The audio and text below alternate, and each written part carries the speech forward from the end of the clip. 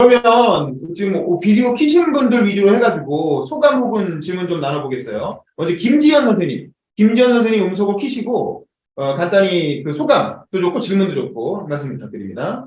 어, 제가 맨 처음이라서, 어, 제가 주제를 사실 잘못 본 것 같아요. 저는 미래교육 패러다임인 줄 알고 들어왔는데, 우선은 교육 패러다임 보면서 저는 이제 마지막에 조금 공감이 됐던 부분 중에 하나가, 이게 교육이 연속성이 있어야 되는데, 계속 이제 정치나 이런 목적에 따라서 교육이 단절되는 부분에 대해서 되게 안타깝다고 생각을 했었는데, 그 방향에 대해서 좀 고민을 해봤으면, 그래갖고, 이제 어떤 주체가 이익 집단이 아닌 정말 순전히 교육을 목적으로 하는 주체들이 이런 교육에 대한 활동을 증진한다면 조금 그래도 낫지 않을까 하는 생각을 하면서, 근데 찬찬히 그러니까 그 대통령 순으로 교육 정책을 찬찬히 돌아보면서 앞으로의 방향성에 대해서 좀 고민할 수 있는 시간이었습니다. 감사합니다. 네, 감사합니다. 우리 백승진 선생님. 백승진 선생님 음소거 키시고요. 예, 소감 혹은 질문 부탁드립니다. 네, 교수님 강의 중간에 제가 좀 잠깐 어디 갔다 오느라고 못 들었는데, 예, 너무 잘 들었고요. 네, 계속 들어도 정말 시간에 쫓겨서 마지막에 막 빨리 넘어간 게 너무 아쉬울 정도로 좀 너무 좋은 강의였습니다. 저는 이제 잠깐 이제 생각에 좀 잠겼던 대목들이 있는데, 이제 마지막 부분쯤에 이제 우영우 변호사, 이상한 변호사 우영우에 대한 말씀을 해주실 때, 저는 이제 고등학교에서 근무를 하고 있거든요.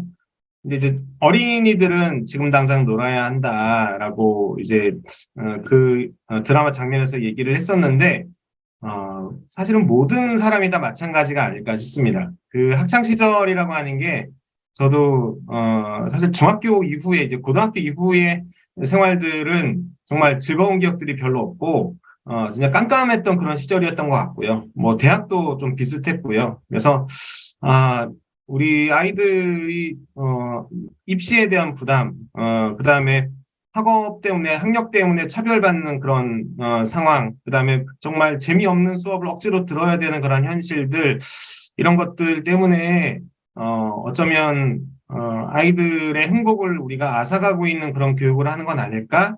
이제 이런 생각이 들었고, 제가 이제 생각이 곰곰이 좀 생각을 좀 곰곰이 했던 이유가 오늘 이제 학교에서도 여러 가지 토의를 하는데 어떻게 하면 학생들을 이제 행복하고 즐겁게 학교 생활할 수 있게 할까 이 얘기를 했는데 사실 많은 선생님들이 대학 입시에서 원하는 결과를 얻었을 때 아이들은 즐거운 학교 생활, 행복한 학교 생활을 했다고 볼 수 있는 것 아니냐 이렇게 말씀을 하시더라고요. 그래서 거기에 대해서 이제 그냥 많은 생각들이 좀 들었습니다. 결과가 좋으면 과정도 다 좋은 것일까 하는 행복했던 것일까 이런 생각이 좀 많이 들었습니다. 네, 이상입니다. 강의 잘 들었습니다. 권영태 선생님 음소거 키시고 소감 좀 말씀 부탁드립니다.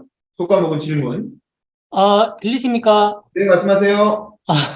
이게 막 지명을 하시니까 당황스럽네요, 조금. 네.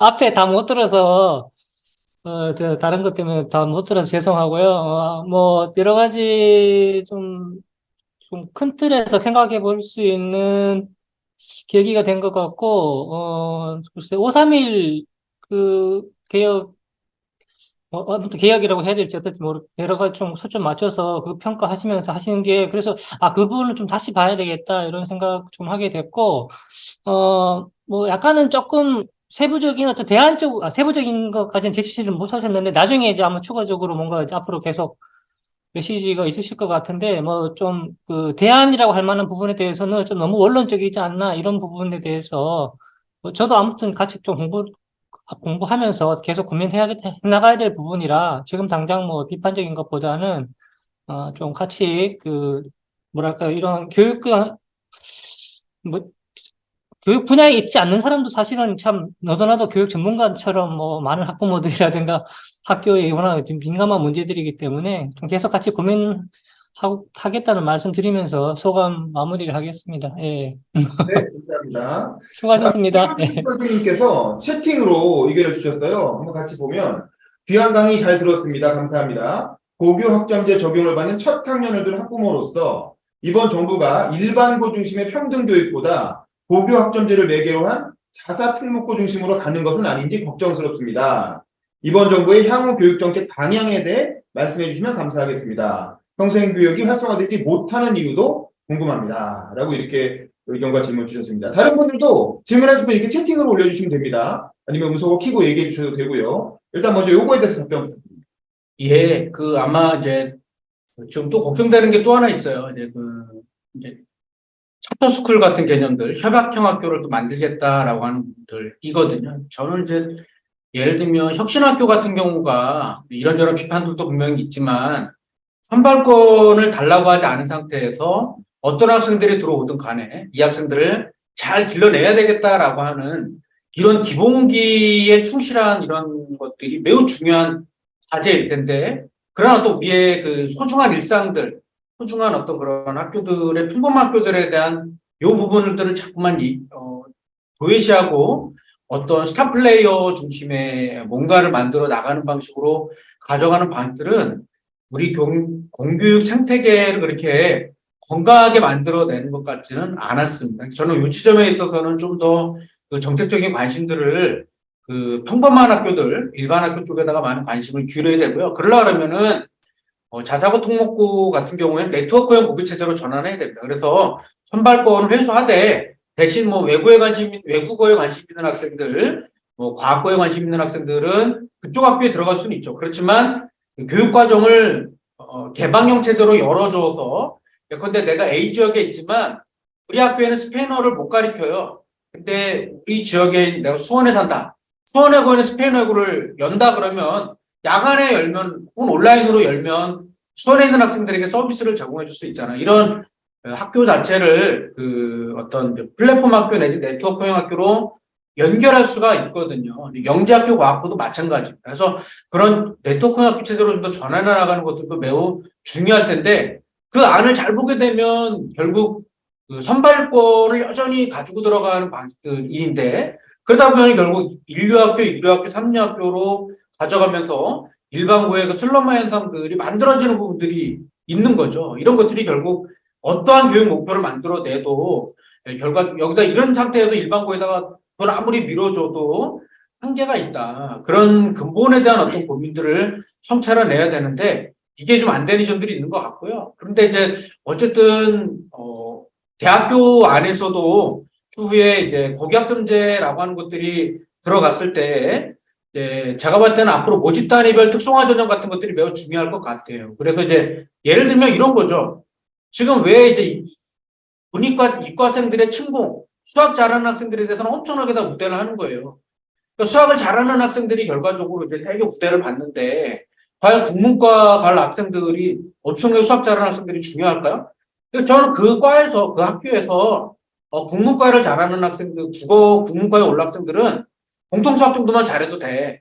나머지는 국어와 관련된 혹은 다른 인문학과 관련된 다른 과목을 두는 학생들을 더 우리가 기준적으로 잡아주든지 가산점을 주든지 이런 식으로 해주면 되거든요. 근데 각 대학들이 그런 게 아니라 여전히 국영수 중심으로만 막 이렇게 강조해 나가니까 그런 한계들이 있죠. 앞으로 이런 부분들은 최근에 대학교에서도 고민이 있어요. 왜냐하면 학생들이 자꾸만 빠져나가고 있거든요. 그래서 울산 학생들이 왔다고 해도 이 친구들이 또 자꾸 빠져나가고 있기 때문에 정시를 중심으로만 끌고 나가는 것들이 한계에 오게 됩니다. 그러니까 결국 우리 전공을 사랑할 만한 아이들, 떠나지 않고 오랫동안 남아있을 이 학생들을 어떻게 뽑아낼 것이냐가 지금 대학교의 최고 고민입니다. 공부 잘하는 애들이 오는 게 중요한 게 아니라 오래 있는 학생들이고 와서 열심히 공부할 학생들을 더 선호하고 있는 이런 체제이기 때문에 그런 고교학점제에 맞는 대입제도를 앞으로 좀 설계해 나가는 것들이 저는 매우 중요하지 않을까. 여기에 이제 뭐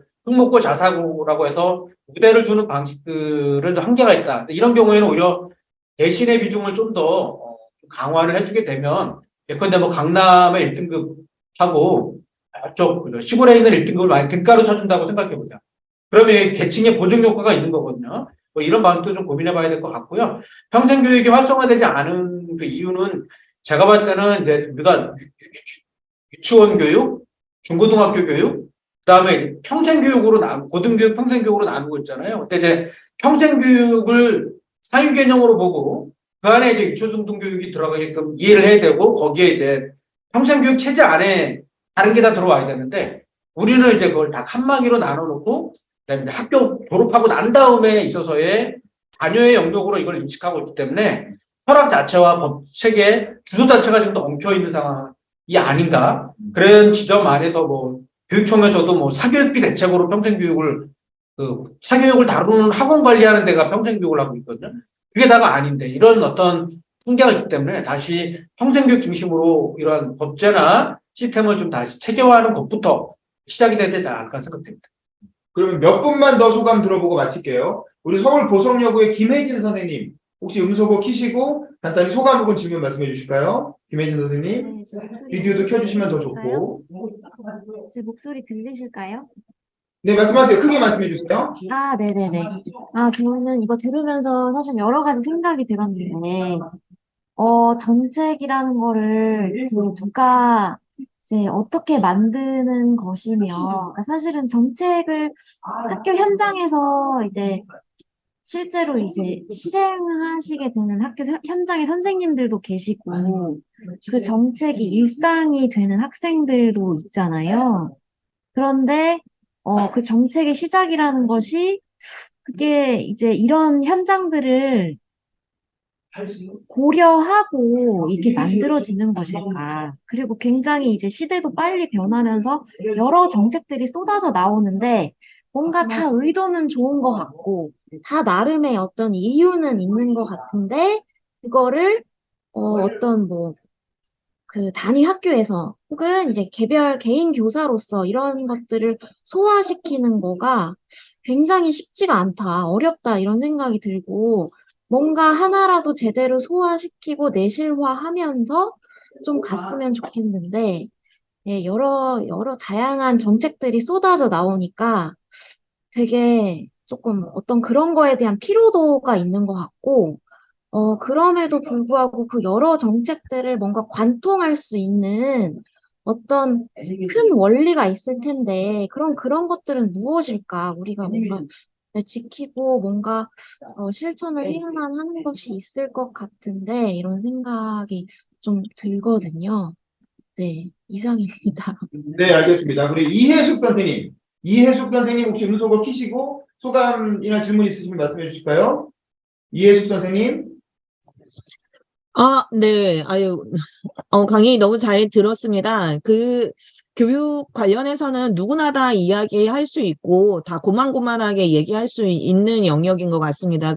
그러다 보니까 좀 더 전문적인, 그러니까 교수님처럼 이렇게 전문적인 부분을 좀 건드려주고, 좀 더 나은 미래 정책, 대안, 제안, 이런 것들이 굉장히 좀 목말랐던 것 같고요. 그래서 지금 말씀해주신 여러 가지 것들이 좀 현실화되는 그런 정책이 좀 빨리 나왔으면 좋겠고, 혹시 그 말씀하신 것들 중에 어떤 것을 제일 먼저 시급하다고 생각하시는지, 예, 그게 조금 궁금합니다. 답변을 한꺼번에 좀 이따 하시고요. 구소희 선생님, 혹시 가능하시면 음소거 키시고, 비디오도 키시고, 소감이나 질문 얘기해 주신대요. 구소희 선생님. 자, 어려우시면 김진선 선생님, 영어로 써 있는데요. 진선 킴. 우리 김진선 선생님, 음소거 키시고, 소감이나 질문 있으면 좀 얘기를 해 주실까요? 김진선 선생님. 상황이 여의치가 않으신 거예요. 아까 테드킴, 우리 고등학생, 목소리가 되게 멋있었던 우리 고등학생. 테드킴님, 혹시 가능하시면 음소거 잠깐 키시고, 비디오 좀 보고요. 소감이나 질문 얘기해 주시죠. 예, 제가 옆에 그 사람들이 많아가지고 혹시 방해가 좀 소란스러울 수 있는데 미리 양해를 좀 구하겠습니다. 네. 제가 평소에 이제 김성천 스님 책을 이렇게 사서 읽으면서 오늘 그 내용들을 약간 압축적으로 전달받는 느낌을 좀 받았습니다. 그래서 이 짧은 시간 내에 한국 교육의 그런 변천, 패러다임적 변천을 이렇게 깔끔하게 짚어주신 교수님께 굉장히 일단 감사하고요. 아까 국가교육위원회와 국가교육회의의 아쉬움에 관해 짚어주신 게 저한테는 특히 좀 기억에 남았습니다. 제가 지금 활동하고 있는 기구나 아니면 제 개인적으로도 국가교육위원회의 이제 정파성을 좀 줄이고 실질적인 목소리가 많이 나와서 정말 의결기구답게 될 수 있도록 학생위원도 좀 많이 있어야 되고, 그다음에 교원위원이나 학부모위원도 좀 더 이렇게 정수가 많아져야 된다고 요구를 했는데, 결국 이제 정치권의 필요와 이해관계에 따라서 이게 묵살이 되었고, 이제 학생이 지금 한 명도 존재하지 않거든요. 그런 상황에서 현재의 문제 의식을 제대로 전달할 수 있는 구조가 아닌데, 과연 이 5.3일 교육개혁에 필적하는 그런 패러다임의 집약체로서의 정책을 다시 한번 또 만들어낼 수 있을까? 만든 지 1년도 되지 않았는데 벌써부터 걱정이 앞서는 것 같습니다. 네. 갑자기 이렇게 마이크를 전달받으니까 말이 잘 정리가 안 되는데, 교수님께 대단히 감사드리고요. 오늘 이 넥스트 클래스를 처음 제가 들어온 건데, 차후에도 이런 강의가 있으면 계속 더 들어오게 될 것 같습니다. 감사합니다. 네, 감사합니다. 그다음에 조미정 선생님. 조미정 선생님도 혹시 음소거 키시고 소감이나 질문 말씀해 주실까요? 조미정 선생님. 아, 네. 화면 못 켜서 너무 죄송하고요.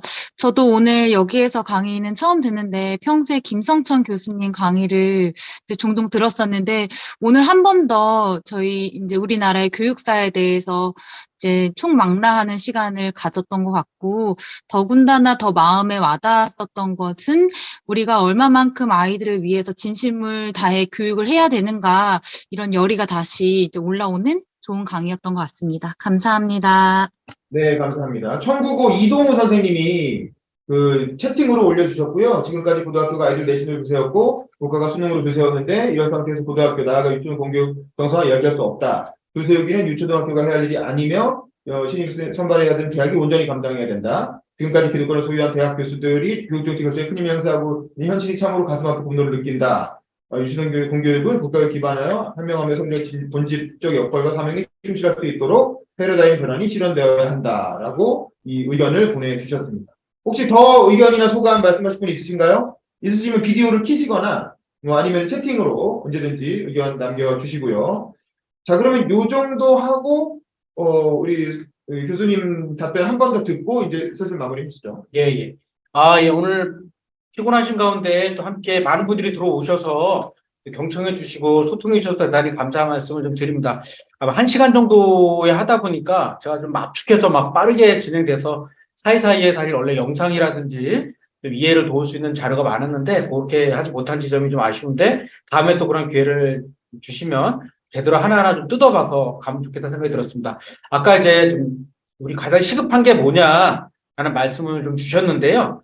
저는 일단 현재 우리나라의 경우에 이제 교육부 장관의 권한을 교육감에게 많이 갖고 왔다고 생각을 해요. 그게 이제 교육 자치라고 이야기를 하는데 이 자치가 아쉽게도 현재 교육감 자치에 머물러 있다고 생각을 합니다. 그래서 교육감이 당선됐다고 해서 이제 본인의 마음대로 막 현장 의견 무시하고 지금 하고 있는 분들 많고요.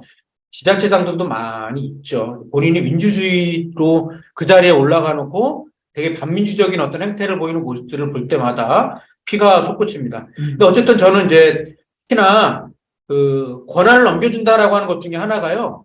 교장을 우리 학교에서 교육청이 발령을 아무나 막 내는 게 아니라요. 우리 학교 구성원들이 교장 제도가 여러 가지가 있지 않습니까? 승진형도 있고요. 자격증을 갖고 있는 분들끼리 초빙형으로 하는 경우도 있고, 자격증이 없지만 평교사끼리 넓히는 부분도 있고요. 자격증이 없는 분인데 또 넓혀서 하는 개방형도 있어요. 그러한 것들 가운데 우리 학교는 어떤 제도를 선택할 거야. 요거를 선택할 수 있는 권한이 주체들에게 지금은 우리 교장 선생님께서 판단하고 계시거든요. 그게 아니에요. 교장의 임기가 만료가 되는 그 순간 시스템상으로 이제 우리 학교 구성원들이 각 주체들이 어떤 제도를 선호하고 있는가가 논의되고 학원이가 판단해야 됩니다. 그게 된 상태에서 그걸 인정해줘야 되고요. 그건 자율학교만 하는 게 아니라 모든 학교가 다 하게끔 만들어내야 되고 그 학교가 이제 그 교장제도가 오면 그런 제도를 선택했으면 그 시스템을 보장을 줘야 되는 거죠. 그래서 외부 구성원들과 함께 학교 구성원들, 학생들도 같이 들어와서요. 뭐 500인이 됐던 1000인이 됐던 보고 나서 n분의 1로 최적의 후보를 골라낼 수 있는 이런 시스템을 보장해주면 저는 우리나라 교육에 물론 지금 승진제도를 갖고 훌륭하게 역할을 하시는 교사 선생님들도 많이 계십니다. 그렇지만 그게 보편적인 모습은 아니거든요.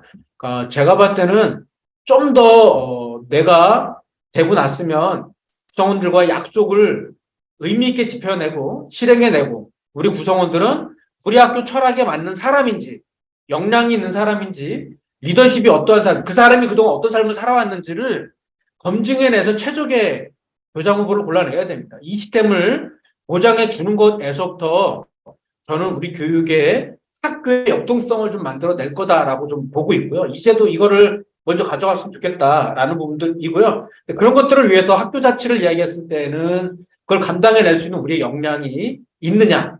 그리고 자칫 학교 자치라는 게 이제 편차가 발생할 수 있거든요. 이런 편차를 줄이기 위한 어떤 나름의 내적인 뭐 공화주의 원리라 그럴까요? 막 이기주의가 막 작동되는 방식이 아닌 그런 어떤 우리의 원리들이 작동할 필요가 있다고 봅니다. 두 번째로는 우리 교육 패러다임에 대한 변환인데 한마디로 말하면 우리 교육이 지금까지는 이제 중앙주권적인 방식들, 통제 중심, 불신 중심의 어떤 그런 시스템이었지 않습니까? 그리고 전문가 중심의 탑다운 방식들이었었는데 이제는 자치와 분권, 지역 중심의 어떤 관점이 매우 중요하겠죠. 그런 것들을 이제 갖고 하나하나씩 만들어 나갈 수 있는 이런 방. 그래서 국가교육위원회 같은 경우에도 위원들끼리 투닥거리면 안 돼요. 거기 아까 학생이 얘기했던 것처럼 거기 학생위원회라든지 전국에 있는 학생자치회들의 의견들을 수렴해 나갈 수 있는 창구들, 학부모들의 요구를 반영할 수 있는 어떤 창구들 이런 것들이 끊임없이 논의가 되는 과정들을 거쳐서 가야 되거든요. 이런 시스템이 이건 뭐 어찌 보면은 이제 엘리트주의가 있지만 대중참여주의가 있죠. 근데 이제 대중들이 만들어낸 아이디어가 무조건 정책이 되는 건 아니기 때문에 그러면 이래서 안 돼 저래서가 아니라 그 아이디어가 어떻게 하면 정책화될 수 있는가를 전문적으로 고민할 수 있는 단위가 있어야 되거든요. 그 정책한 사람들은 그걸 얼마든지 정책화할 수 있다. 이런 플랫폼들을 좀 만들어 나가는 방식까지 좀 더 진화할 필요가 있겠다. 여기에 이제 특히나 어른들의 이해관계로 작동이 안 되는 경우에는 학생과 청소년들이 수기를 통해서 일정하게 결정할 수 있는 이런 어떤 장들을 통해서 캐스팅 보트를 학생과 청소년들이 좀 지고 수 있는 구조들까지도 저는 보장해 줬으면 좋겠다라는 말씀을 드리고 싶고요. 마지막으로 이제 과거의 문법들이 있습니다. 그러니까 교육에 있어서의 진보냐 보수냐 이게 이제 뭐 존귀의 관점으로 가져갈 거냐 말 거냐 이런 여러 가지 논쟁이 있습니다만 이런 것 같아요. 하나는 사회화를 되게 강조해요. 기존에 있는 질서들을 잘 유지하는 것, 순응하고 충효예에 의해서 그대로 가져가 이런 방식들이 사회화의 기제에다가 그 다음에 우리 사회가 만들어 놓은 선망하는 직업군을 향한 그 하이어라키 가운데에 그 안에 진입하기 위한 치열한 경쟁 구조를 만들어 나가야 돼.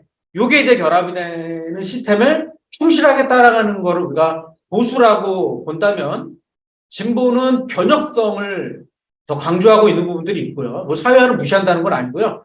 거기에다가 기존에 있는 그 하이어라키 구조를 넘어선 다양한 구조들을 보장해 나가고 그 다양한 구조로 갔다라는 사실이 루저로 가지 않겠다라는 것들을 만들어 나가는 사상을 꿈꾸는 그 시스템이라고 저는 보거든요. 근데 그런 의미로 보게 되면 뭐 그러한 소위 욕망에 충실해 나가는 방식들은 뭐 진보나 보수냐가 뭐 별로 의미가 없을 정도로 우리나라가 지금 이렇게 가고 있는 면들은 있지만 결국 이 다양한 사회를 만들어 나가는 이 구조들을 위한 어떤 우리의 실천적인 노력들을 어떻게 경주해 나갈 것이냐 이런 시스템을 만들어 나가는 것들이 어찌 보면 진보와 보수를 구분하는 하나의 기준일 수도 있겠다. 그런 관점 안에서 보면 우리들 안에서도 좀 욕망도 있죠. 무시할 수는 없는데 희망이라고 하는 부분들을 가지고도 좀 더 방점을 찍기 위해서 노력하는 사람 이런 분들이 좀 더 많아졌으면 좋겠다 하는 말씀으로 마무리를 좀 짓고 싶습니다. 알겠습니다. 지금 채팅창에 올라온 의견만 좀 소개해드리고 마무리할게요. 아이폰님 강의 잘 들었습니다. 20년째 531 교육계에서 벗어나지 못하는 이유가 있을까요? 더 이상 새로운 교육계획을 이야기 못하고 있는 것 같아요. 대통령이 대통령 후보들이 교육에 대한 이야기를 중요하게 다루고 있지 않은데 이런 거에 대한 해결책이 있을까요?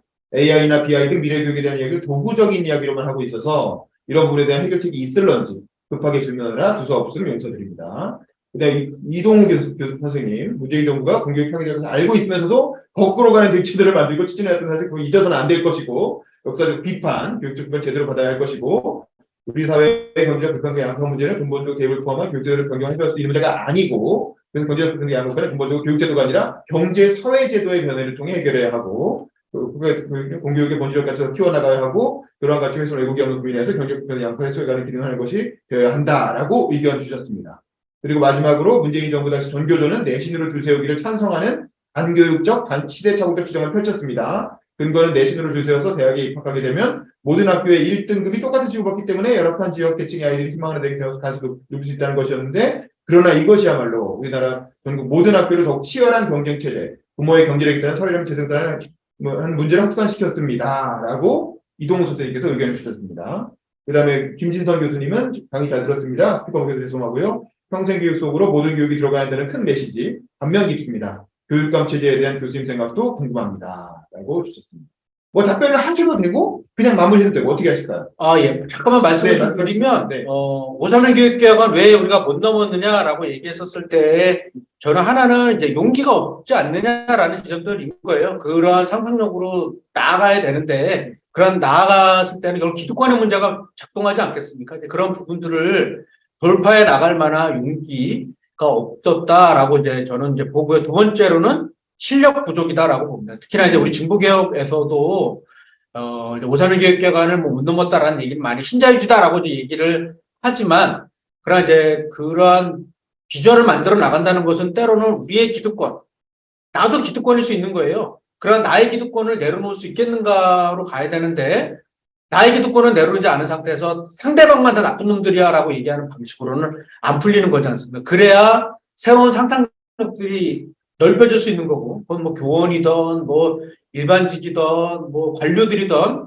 각자 갖고 있는 기득권을 내려놓은 상태에서 학생의 행복, 이들을 중심으로 이때는 어떻게 재구조할 것인가인 건데, 저는 그런 것들을 말로는 얘기할 수 있지만, 아까 그 수능 행위로서 이어졌을 때 나오는 값을 지불하는 거에 대한 어떤 두려움, 이것이 본질적으로는 못 나가는 어떤 그런 문제가 아니겠느냐라는 말씀을 저는 좀 드리고 싶고요. 특히나 이제 교육감 체제는 직선제 교육감 체제가 여러 가지 문제와 비판은 있다라고 보는데요.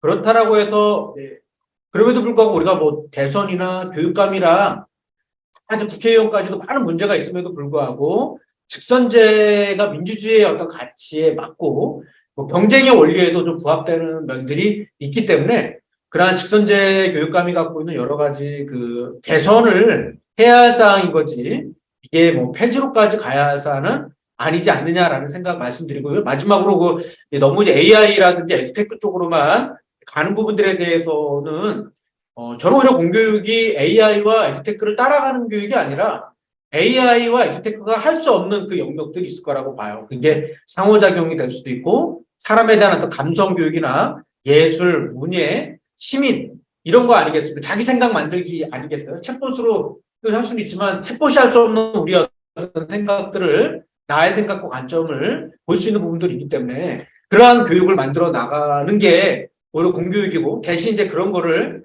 잘 활용을 하는 거죠. 저 대체제가 아니라 보완제의 관점으로 가져가면서 기존의 우리 공교육이 이런저런 핑계 때문에 못했던 이유들, 그러니까 죽었다 깨어나도 입시 위주 교육과 지전달 교육으로는 우리가 구글과 AI를 못 따라갈 거라고 보는 거고요. 대신 AI와 구글이 못하는 우리만의 어떤 영역들, 아이의 손을 잡아주고 그들을 위해서 같이 울어주고 아이의 이야기를 깊이 경청해주고 이 아이를 어떻게 하면 도와줄 수 있을 것인가에 맞춰서 그 아이의 수준에 맞게끔 도움을 줄 수 있는 이런 방식들이 있고, 그거를 이제 가져가면서 그런 도구들을 우리가 활용할 수 있어야 되겠죠. 이런 본질을 우리가 잘 좀 가지고 들어가는 것들은 더 중요한 이야기가 아닌가 싶습니다. 감사합니다.